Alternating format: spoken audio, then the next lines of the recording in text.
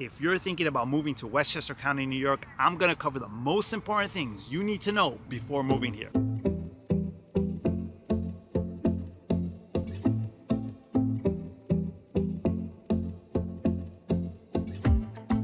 Hi there, my name is Walter and I've been living in Westchester County for the past 6 years. So one of the most interesting things that I learned moving to Westchester is that the name of your town, the post office, and the school district for your home can be three entirely different things. I'll give you an example. There's a street in Scarsdale called Sundale Place. Now, the homes on this street are in the town of Greenburgh.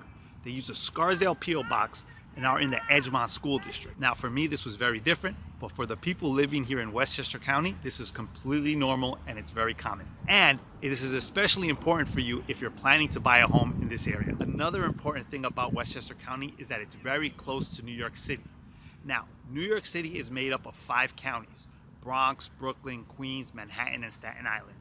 Westchester County is the county directly north of those 5 counties that make up New York City. So a commute from Lower Westchester into Manhattan is only about 25 minutes. Now, I break up Westchester into 3 sections. You have Lower Westchester, Central Westchester, and Northern Westchester. Lower Westchester is the cities of Yonkers, Mount Vernon, and New Rochelle, and the surrounding towns and villages. Central Westchester to me is White Plains and the towns and villages around White Plains, and Northern Westchester is anything north of White Plains. So in case you were wondering where we're in Kensico Dam Plaza, which is one of the nicest parks in all of Westchester County. Behind me is the dam, and behind the dam is a reservoir filled with water. Now, within the county of Westchester, you're gonna have cities, towns, villages, and hamlets. The simplest way for me to explain the difference between each is population size. Cities are the most densely populated, followed by towns, followed by villages, and lastly, hamlets. If you're moving to Westchester County, you're probably gonna need a car. That is, unless you live in one of the cities, like Yonkers, New Rochelle, or White Plains. In these areas, you have enough public transportation to move around. But other than that, if you're planning on living anywhere else in Westchester, you're gonna need a vehicle. Now, there are 3 train lines that connect Westchester into Manhattan.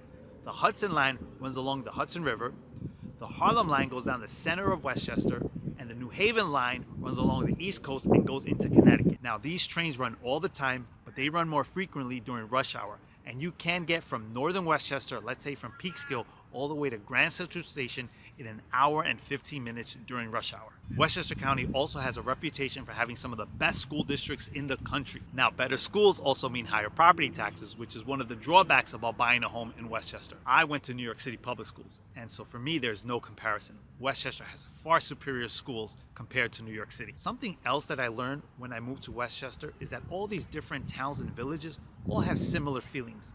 They're all residential, they have beautiful single-family homes everywhere, and they all have one little commercial area which has all the shops and stores. It usually has a train station and a big clock to symbolize the center of town. Another thing you should know before moving to Westchester is that the cost of living here is high. The average income for a Westchester resident is 40% higher than the national average. Real estate is also very expensive here.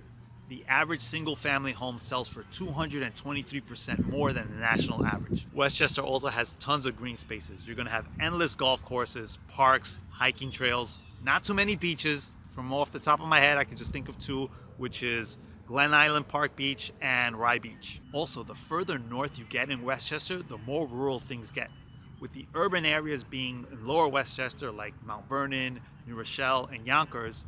And the further north you get, like going to Peekskill or going to North Salem, it becomes a lot more rural. All right, and those are the most important things you need to know before moving to Westchester. Again, my name is Walter. I'm a real estate agent here in Westchester County.